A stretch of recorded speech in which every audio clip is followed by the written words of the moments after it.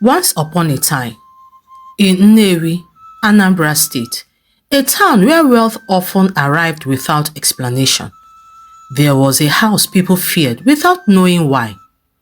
It was quiet, too quiet. Every year, without fail, something strange happened inside that house. Something no neighbor dared to question openly. From 12 midnight on January 1st, a woman would begin to cry. Not small crying, not the kind people do for attention. Real mourning, the kind that shakes the chest and dries the throat. Her name was Evelyn, and the man she cried over was her husband, Chief Obinna Madoka. But there was a problem. The man was not dead. Inside their inner room, Chief Obinna would be lying in a coffin. Not buried, not covered with soil. Just lying there, motionless, cold, eyes shut, as if death had already claimed him. And Evelyn would sit beside that coffin on the bare floor, crying. From 12 midnight until 6 p.m., she must not stand up. She must not drink water. She must not go to the toilet. She must not leave that spot, not even for 1 second. She must cry continuously, as if she had truly lost the love of her life. This was not grief. This was a ritual. At exactly 6 p.m., every new year, something would happen. Chief Obinna would gasp. His chest would rise. His eyes would open. He would sit up. Alive. Minutes later, his phone would beep with a credit alert. It was not small money. 5 billion naira. Every new year. Money he did not work for. Money he could not explain. Money that followed money. Afterward, he would smile, pick his phone, and transfer 10% of it to his wife. 500 million naira. He would look at her and say calmly, "Take this for the pains I put you through." And moments later, Evelyn's phone would vibrate. When she checked, her breath would catch. The money had already reflected. That was their agreement.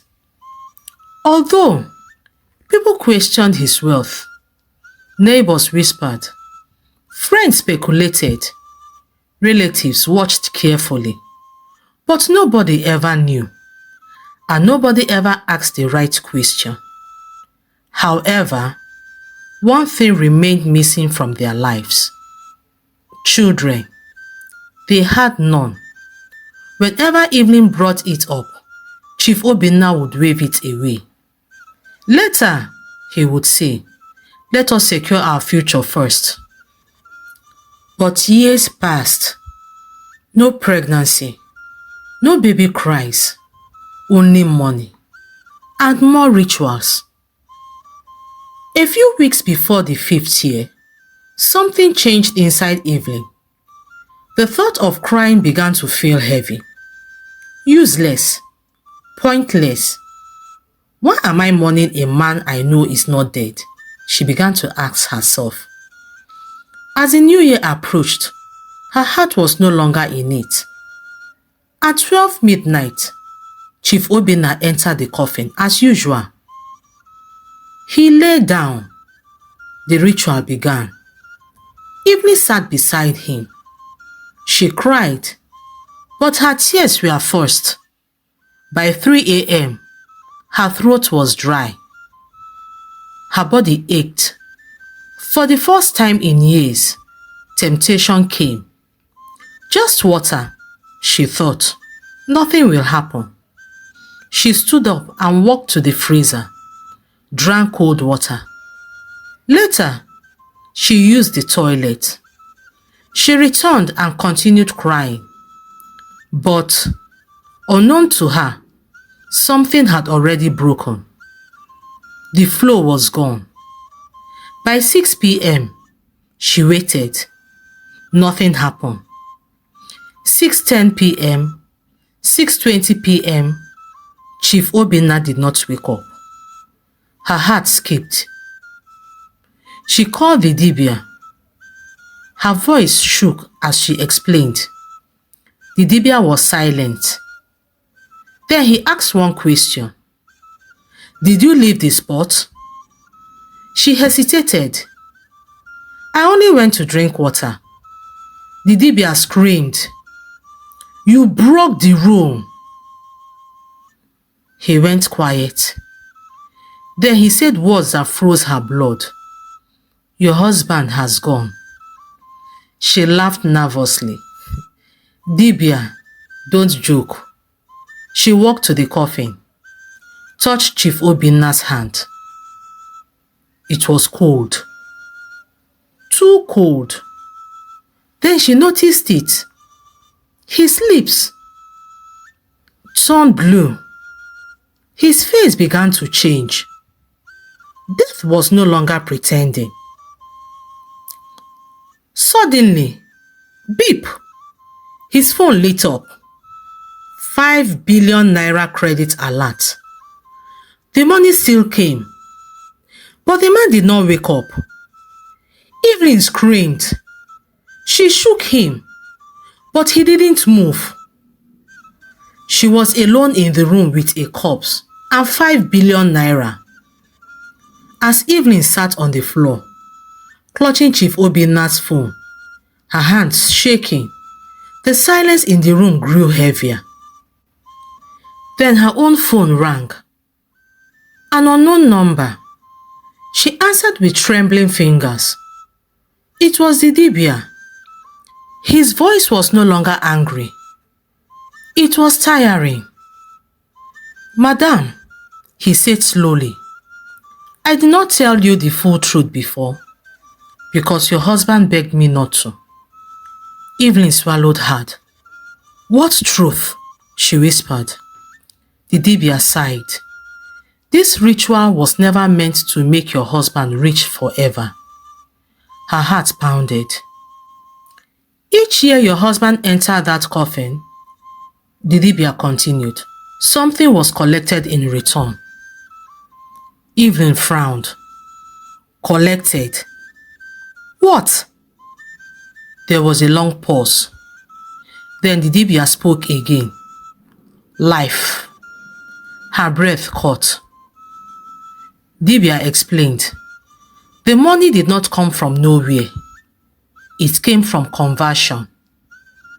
Years of life were turned into money. That was why Chief Obinna could not stay inside the coffin permanently, because his own life alone was not enough to sustain the ritual. So the burden was shifted. Dibia's voice dropped. Your unborn children were the first sacrifices. Evelyn screamed. No! Every year you did not conceive, the dibia said, a life that was meant to come through you was exchanged for wealth. That was why Chief Obinna always avoided the topic of children. There was never a plan. There was never a letter. Letter had already been sold. Then, the dibia revealed the last truth, the one Evelyn had never been told. The mourner is the anchor, he said. As long as she remains in position, she protects herself. Evelyn's chest tightened. But once she leaves that spot, she stopped, then finished quietly. She replaces the sacrifice. Evelyn's knees gave way. So Chief Obinna, she whispered. Chief Obinna has completed his payment, the dibia replied. The final money has entered. Evelyn looked at the phone again. 5 billion naira, still glowing. Madam, the dibia said coldly, your husband did not die by mistake. Evelyn shook uncontrollably. Why didn't he wake up before? She cried. Then Dibia answered with finality. Because you broke the rule. So the ritual demanded completion, not continuation. Chief Obinna had reached the end of what his body could offer. The covenant searched for the nearest replacement and found Evelyn. As the call ended, Evelyn felt something strange. Her body became heavy. Her legs refused to move. Her throat burned, the same burning she had felt during every ritual cry. Except this time, no tears came out. Outside the house, neighbors began to gather, unsure of what had happened. Then inside, Evelyn slumped beside the coffin. Her breathing slowed, her vision blurred. And in her ears, she heard a sound she had never noticed before. A slow ticking, like a countdown. She finally understood. The ritual was about an exchange. And this time, the exchange was complete. If this story shook you, please like, share, and subscribe. Turn on the notification bell so you don't miss the next story. Because some money does not come as a blessing, it comes as a replacement. Until I bring another story your way, remain blessed and be careful of what you agree to.